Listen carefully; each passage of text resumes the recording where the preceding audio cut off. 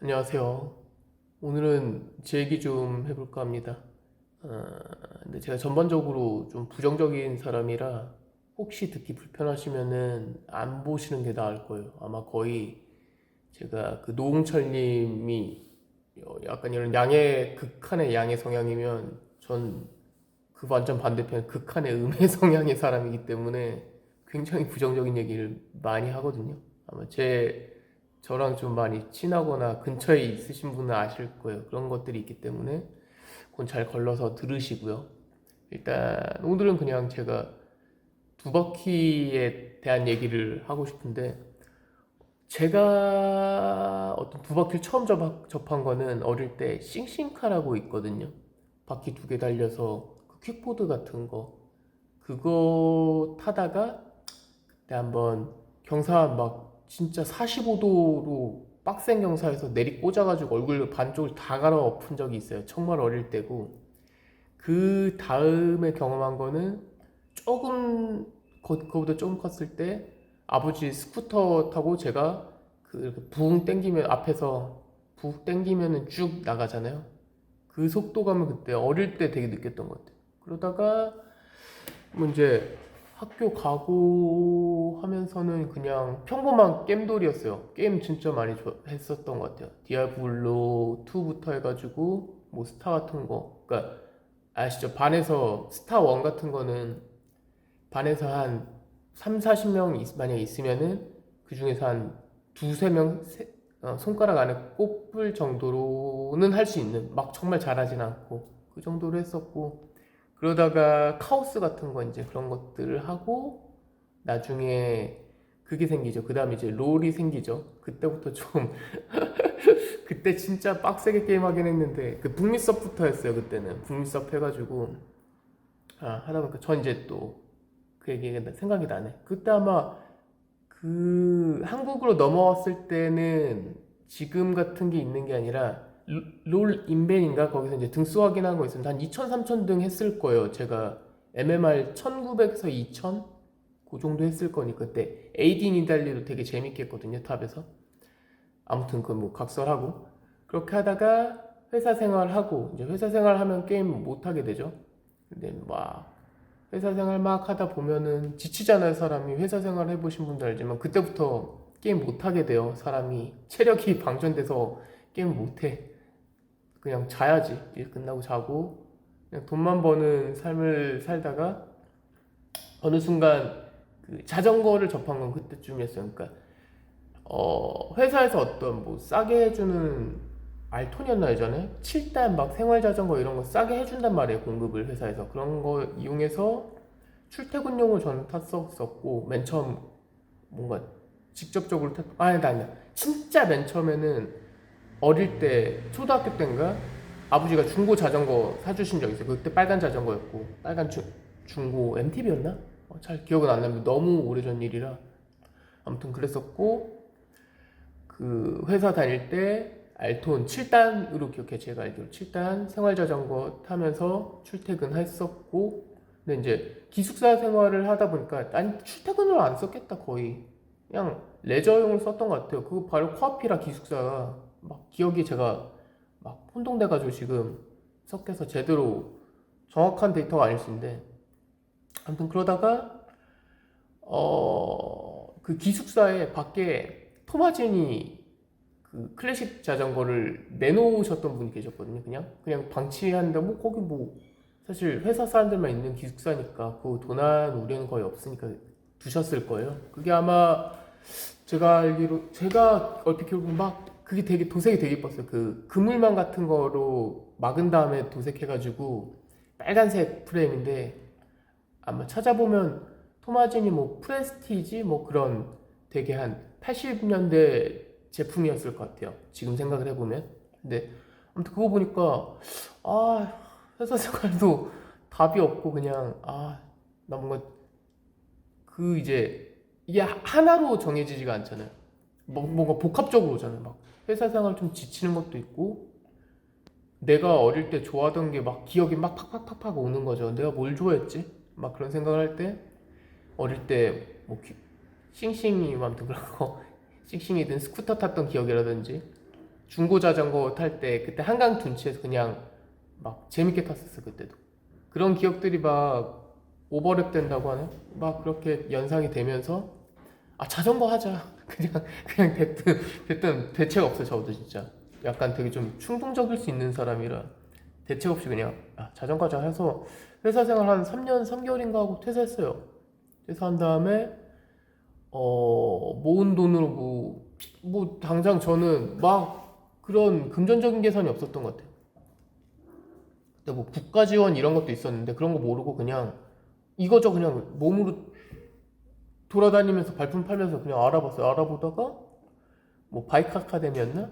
그런 데서 뭐 그거 프레임 빌딩이랑 정비 과정 수료했는데 뭐 사실은 그때 아무것도 모를 때니까 크게 의미가 없다고는 생각했는데 아무튼 그때 제 크로몰리 자전거를 만들어서 재밌게 탔었고 그때쯤이 진짜 재밌게 탔어요. 그러니까 제가 이제 크로몰리 자전거 타고 로드바이크죠. 크로몰리 로드바이크 타고 이렇게 저렇게 탔을 때 이제 20대 후반일 것 같은데 그 나이 때가 그때가 진짜 제일 재밌었고 되게 그러니까 그 감이 되게 경쾌해요.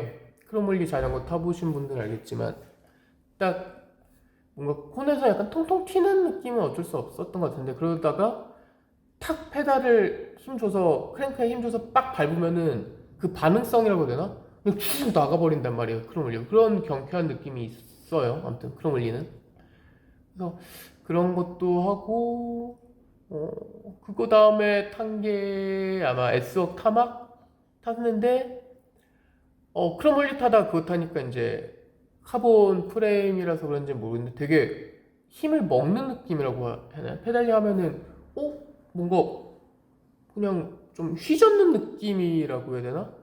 뭐지 이게 하면서 했는데 근데 나중에 이제 이것도 이제 기변했을 때 그 차이죠. 뭔가 순간적인 처음에 좀 뭔가 다른 그건 있는데 나중에는 그냥 잘 탔어요. 재밌게 탔었고 그다음 뭐 최근에는 뭐 뭐야 캐드 타고 있고 알루미늄으로 이렇게 세 가지 정도 전 타본 것 같고 뭐 다 맛이 달라요 이게. 그러니까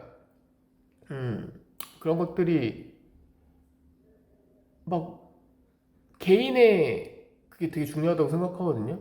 그러니까 결국에는 이렇게 흐름이 이렇게 되는데 결국에는 요즘 전 위스키 요즘에 입문했는데 저 같은 경우는 라프로이드 같은 거 되게 좋아하거든요. 그럼 피트 위스키라고 하나요? 좀 되게 좋아요. 저한테 완전 맞는 위스키인데 제 친구는 그거 입에도 못 대요. 빨리 뺏어와야 될 위스키가 있는데 라프로이기라고 아무튼 그런 느낌인 것 같아요. 소재에 따른 그거는 되게 개인 편차가 되게 커요. 저희 손님 중에서도 카본 타다가 다시 알루미늄 프레임으로 넘어오신 분도 계시고 그런 승차감 이게 그래서 막 누가 무조건 카본이 맞다라고 하는 수준으로 물론 이제 카본이 보통 레이싱용은 좋죠. 그거는 부정할 수가 없어요. 다 모든 프로 선수들이 카본 프레임을 타고 그렇게 타지만 저희가 대부분 그렇게 안 타요. 제가 봤을 때 일반 소비자분들이 근데 너무 그냥 카본이라는 거에 대해 그냥 막연한 환상이라고 해야 되나? 그러니까 일례를 들어보면은 제가 소비자분이 자전거 갖고 와가지고 휠을 대조해 볼 필요가 있었던 적이 있어요. 그래서 어떤 좀 100만 원 수준의 어떤 브랜드는 얘기 안 할게요. 어떤 100만 원대의 적당한 카본 휠을 쓰고 계셨는데 제 거 완성차에 딸려 나오는 기본 알루미늄 휠셋을 낀 다음에 잠깐 승차해 보셨어요. 타고 오시더니 이거 무슨 휠이냐고 왜 이렇게 좋냐는 거예요. 진짜 기본 휠셋 알루미늄 휠인데 그러니까 그런 걸 보면은 못 느끼는데 왜 굳이 돈을 쓰지? 라는 생각을 많이 하거든요. 이게 거기까지 넘어왔네요. 그러니까 카본에 대한 환상이 너무 강한 것 같아. 이게 무조건 카본이면 무조건 좋고라는 생각? 활용이 제대로 안 되는 경우가 되게 많아요. 그런 환상들 그럼 저 항상 소비자분들 오면 항상 얘기를 해주는데 결국 또 가시더라고. 가고 모르겠어요. 그러니까 휠이 좋은 걸 쓰는 거는 휠 타이어는 진짜 효과를 많이 보는 게 맞는데 잘 만들어진 휠이 좋은 거지.